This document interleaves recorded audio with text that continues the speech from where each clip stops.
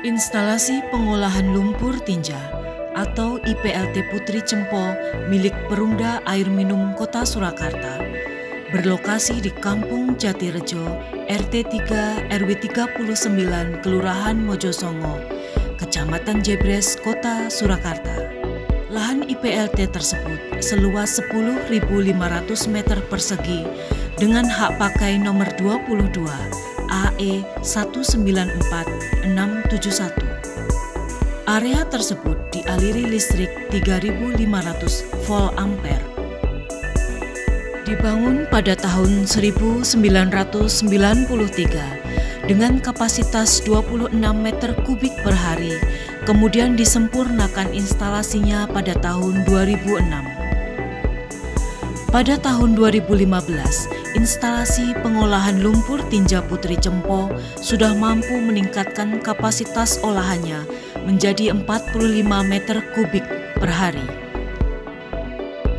Akses masuk ke IPLT melalui pintu utama Dinas Lingkungan Hidup atau DLH Kota Surakarta. Untuk sampai di area IPLT, harus terlebih dahulu melewati gunung-gunung sampah di tempat pembuangan akhir sampah Putri Cempo. Selain itu, juga harus sering berbagi jalan dengan truk-truk pengangkut sampah yang lalu lalang, pemulung, hingga hewan-hewan ternak milik pemulung yang dilepas bebas di area TPA yang sering sesukanya melintas jalan.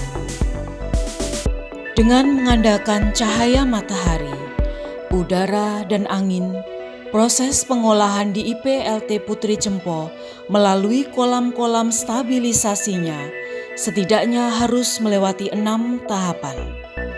1. Unit screen.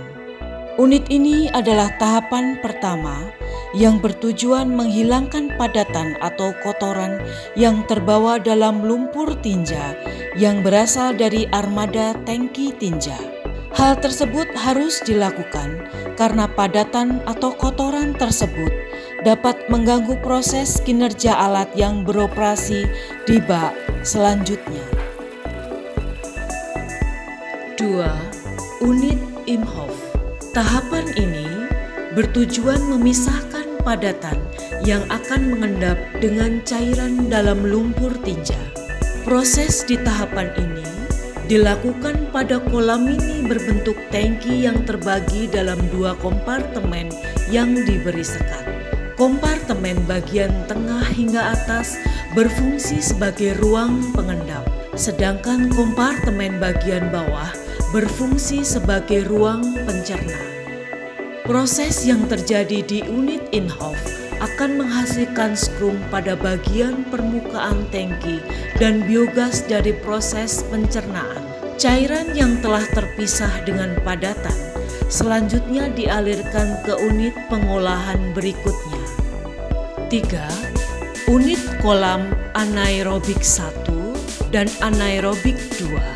Tahapan ini berfungsi untuk menguraikan kandungan zat organik atau BOD dan padatan tersuspensi atau SS dengan cara anaerobik atau tanpa oksigen. Lumpur yang terbentuk merupakan hasil dari pemisahan padatan yang terlarut di dalam influen yang kemudian mengendap pada bagian dasar kolam. 4. Unit kolam fakultatif. Tahapan ini bertujuan menguraikan dan menurunkan konsentrasi bahan organik yang ada dalam limbah yang telah diolah dalam kolam anaerobik. 5. Unit kolam maturasi atau kolam pematangan. Ini adalah tahapan untuk mengolah air limbah dari kolam fakultatif.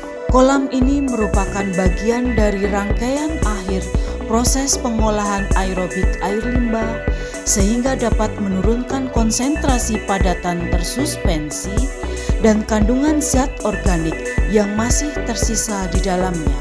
Setelah proses maturasi ini, diharapkan zat cair yang tersisa dari lumpur tinja atau effluent sudah memenuhi baku mutu air sesuai Peraturan Menteri KLHK Nomor 68 Tahun 2016 sehingga bisa dibuang ke badan-badan sungai.